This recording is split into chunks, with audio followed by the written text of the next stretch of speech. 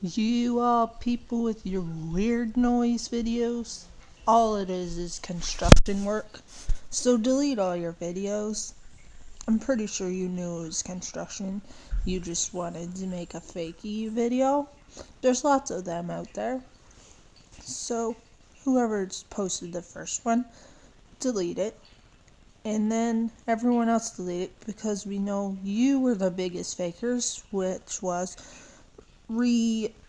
posting that noise on your own videos. So they're all fake.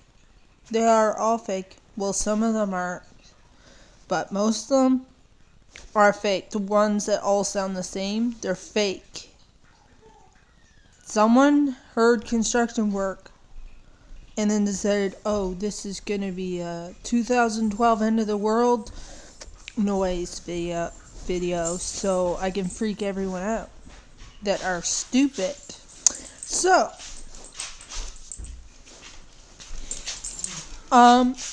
delete those videos because you're not fooling anyone except the dumb people, and it's not very nice to fool dumb people. So, delete the videos. You just saw me drool. Gross.